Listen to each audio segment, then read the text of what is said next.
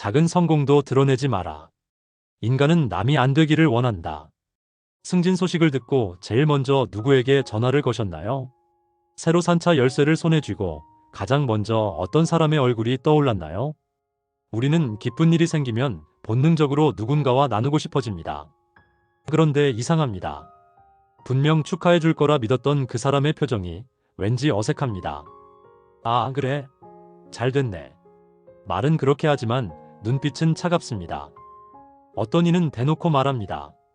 요즘 집값 올라서 힘든데 넌 좋겠다. 나는 언제 승진하려나. 부럽네. 당신은 그저 기쁨을 나누고 싶었을 뿐인데 돌아오는 건 시샘과 질투, 그리고 미묘한 거리감입니다. 왜 그럴까요? 왜 내 행복이 누군가에겐 불편함이 되는 걸까요? 오늘 여러분께 조선 최고의 실학자 정약용 선생이 남긴 한 문장을 통해 인간 본성의 가장 불편한 진실을 말씀드리려 합니다. 작은 성공도 드러내지 마라. 인간은 남이 안 되기를 원한다. 당신이 그동안 사람들에게 상처받았던 진짜 이유, 그것은 당신이 잘못해서가 아니라 인간의 마음속 깊은 곳에 도사린 어두운 본성 때문입니다. 첫째, 인간은 남의 불행에서 위안을 얻는다. 정약용은 유배지에서 18년을 보내며 인간을 관찰했습니다. 그리고 그는 깨달았습니다.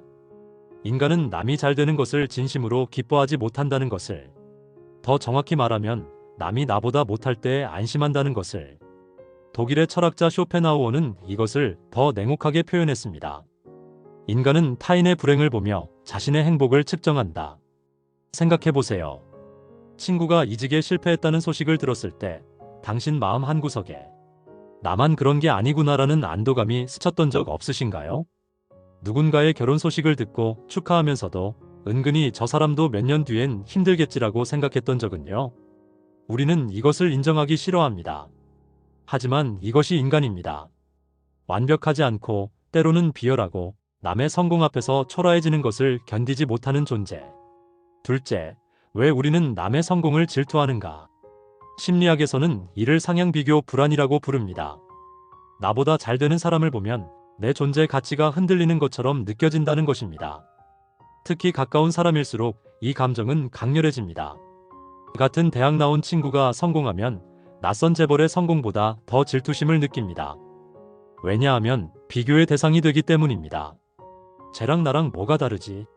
나도 할 수 있었는데. 이 생각이 시작되는 순간 축하는 질투로, 우정은 경쟁으로 바뀝니다. 니체는 이렇게 말했습니다. 친구의 성공을 견디지 못하는 자는 아직 자기 자신을 찾지 못한 자다. 결국 남의 성공을 질투한다는 것은 내 삶에 대한 불안과 불만이 투영된 것입니다. 셋째, 그렇다면 우리는 어떻게 살아야 하는가? 정약용의 조언은 명확합니다. 작은 성공도 드러내지 마라. 이 말이 비겁하게 들릴 수 있습니다. 왜 내 성공을 숨겨야 하나요? 내가 노력해서 얻은 결과인데 왜 조용히 있어야 하나요? 하지만 이것은 비겁함이 아닙니다. 지혜입니다. 로마 황제이자 철학자였던 마르쿠스 아우렐리우스는 이렇게 적었습니다. 현명한 자는 적을 만들지 않기 위해 승리를 과시하지 않는다. 당신이 성공을 자랑할 때 듣는 이의 70%는 당신을 축하하지 않습니다. 30%는 무관심하고 30%는 시기하며 10%는 당신의 실패를 기다립니다.